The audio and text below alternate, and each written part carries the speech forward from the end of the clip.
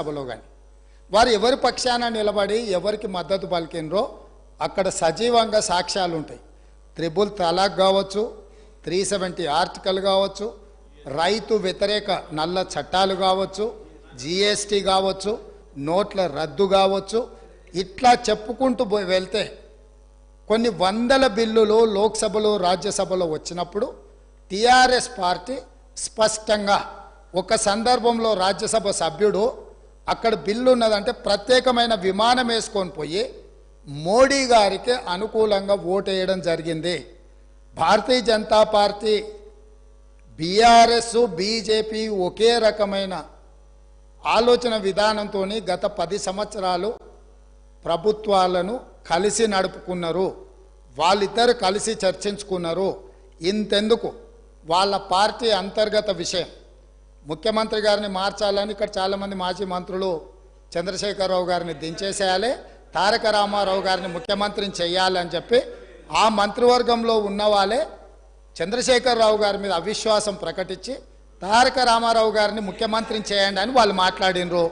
వాళ్ళందరూ ఒత్తిడి తట్టుకోలేక చంద్రశేఖరరావు గారు వెళ్ళి నరేంద్ర మోడీ ప్రధానమంత్రిని కలిసి నేను అక్కడి నుంచి మా వాళ్ళు తప్పుకోమంటుండ్రు, తప్పుకుంటా తారక రామారావు గారిని తెలంగాణ రాష్ట్రానికి ముఖ్యమంత్రిని చేస్తా, మీరు నాకు అనుమతి ఇవ్వమని అడిగినరని, నేను వారసత్వ రాజకీయాలు లేకపోతే రాచరికాలను నేను సమర్థించను, నేను వ్యతిరేకిస్తున్నా, అది ఎలా సాధ్యమో అని నేను చంద్రశేఖరరావును నిలదీసినని భారత ప్రధానమంత్రి తెలంగాణ రాష్ట్రానికి వచ్చినప్పుడు స్పష్టంగా ప్రకటన చేసిండు.